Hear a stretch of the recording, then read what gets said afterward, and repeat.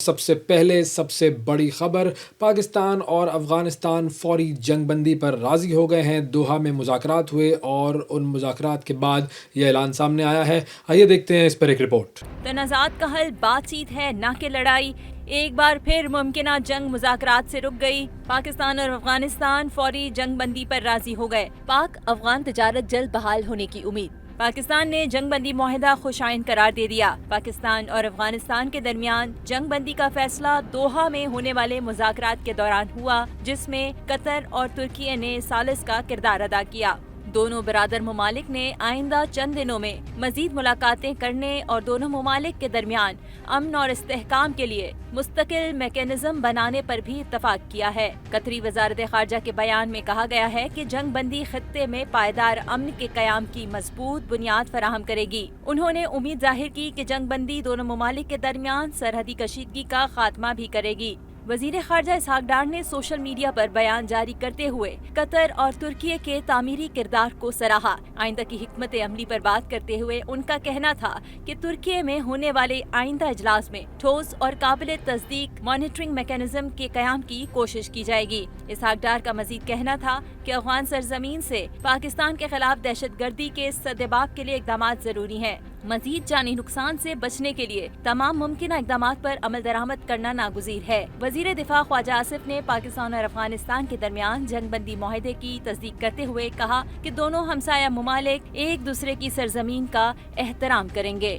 دوسری جانب دوحہ معاہدے کے ساتھ ہی سرحدی کشیدگی کی وجہ سے بند پاک افغان تجارت کی بحالی کی بھی امید جاگ اٹھی ہے۔ سرحدی بندش کے باعث جہاں پاکستان اور افغانستان کی سرحدوں پر گاڑیوں کی طویل قطاریں لگی تھیں، وہیں سرحد کے دونوں جانب اشیاء خور و نوش کی قیمتوں میں بھی بے پناہ اضافہ دیکھا جا رہا تھا۔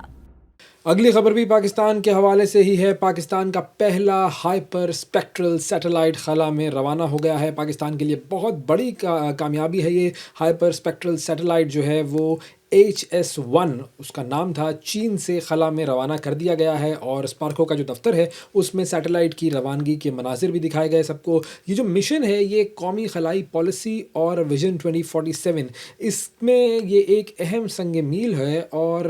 HS-1 انفراسٹرکچر میپنگ اور جو شہری منصوبہ بندی ہے اس کے لیے نئی راہیں کھولے گا، جبکہ HS-1 سے جو سیٹلائٹ ہے اس سے زرعی منصوبہ بندی اور ماحولیاتی نگرانی میں بھی انقلاب کی توقع ہے۔ پھر اس کے علاوہ یہ جو ہائپر اسپیکٹرل سیٹلائٹ ہے یہ سیلاب، پھر لینڈ سلائیڈز اور اس کے علاوہ جو دیگر قدرتی آفات ہیں ان کی پیش گوئی میں بھی مدد دے گا، اور یہ سیٹلائٹ ماحولیاتی تبدیلیوں اور جو ارضیاتی خطرات ہیں ان کی بروقت نگرانی میں بھی معاون ثابت ہوگا۔ اب سیٹلائٹ جو ہے وہ اپنے مدار میں ٹیسٹنگ ہوگی، سب سے پہلے اس کی 2 مہینے اس کے اندر لگیں گے، اس کے بعد جو ہے یہ مکمل طور پر فعال ہوگا، اور اس سال خلا میں بھیجا جانے والا یہ پاکستان کا تیسرا سیٹلائٹ ہے۔ اس سے قبل جو ہے وہ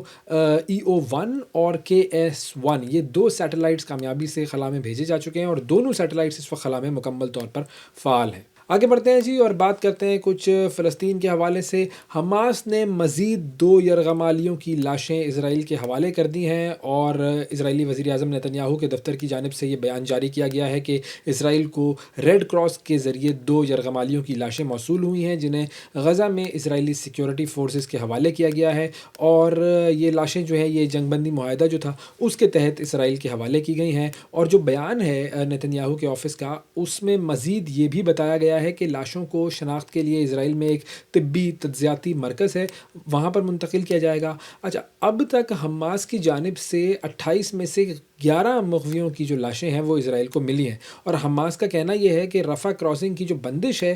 وہ یرغمالیوں کی لاشوں کی حوالگی میں تاخیر کا سبب بن رہی ہے، اور یرغمالیوں کی لاشوں کی حوالگی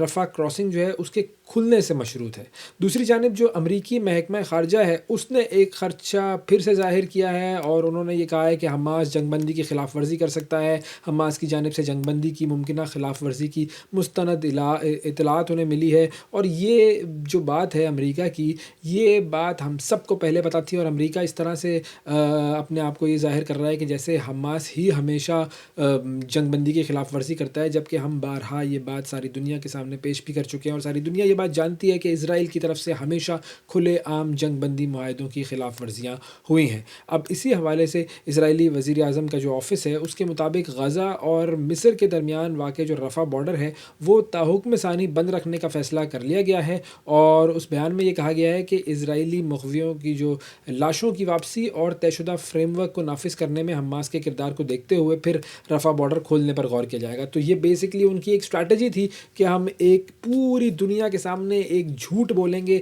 کہ ہم ایک امن کی ڈیل کر رہے ہیں، اور اس میں بڑے بڑے لیڈران گئے، دستخطوں پر سائن ہوئے، اور اس کے بعد یہ دیکھ لیجئے یہ اسرائیل اور امریکہ مل کر کیا کر رہے ہیں۔ اور ادھر جو فلسطین کی جو تنظیم ہے، حماس مزاحمتی جو تنظیم ہے، اس نے مزید 2 یرغمالیوں کی لاشیں اسرائیل کے حوالے کرنے کی بات کی ہے، اور اسرائیل کی جانب سے خیر اب جو جنگ بندی کی خلاف ورزیاں ہیں وہ کھلے عام ہو رہی ہیں، اور ساری دنیا جو ہے وہ یہ چیز دیکھ رہی ہے۔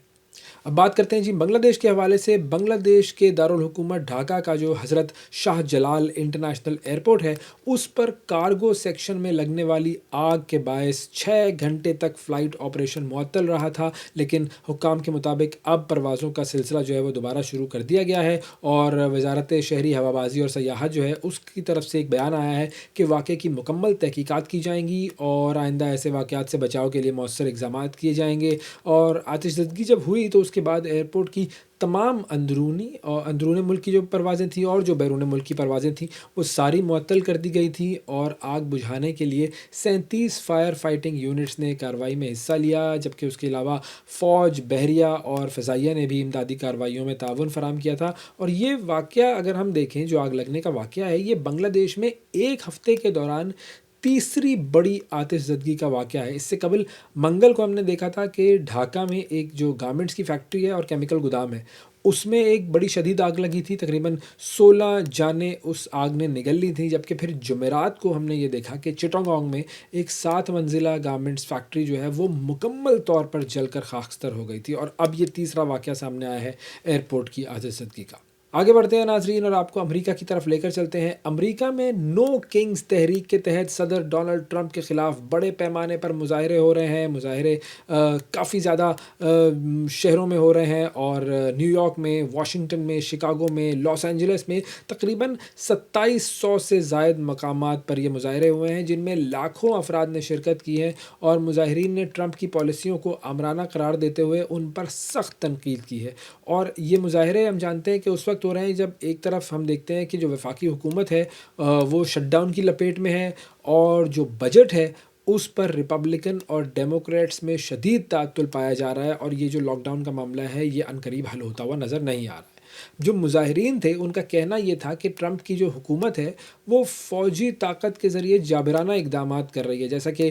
تارکین وطن کے خلاف چھاپے پڑ رہے ہیں، مختلف جو اعلانات ہیں جو ڈونلڈ ٹرمپ کی طرف سے گاہے بگاہے ہوتے رہتے ہیں، مختلف شہروں میں لوگ وہ غبارے اور رنگین لباس اور مجسمے لے کر سڑکوں پر نکل آئے ہیں۔ نیو یارک کا جو ٹائم سکوائر ہے اس میں تقریباً 1 لاکھ سے زائد افراد نے احتجاج کیا تھا۔ سیاٹل میں تقریباً 25,000 افراد نے 1 میل لمبی پریڈ نکالی تھی۔ تو یہ ایک بہت بڑی سچویشن جو ہے جو کہ امریکہ میں ڈیولپ ہو رہی ہے۔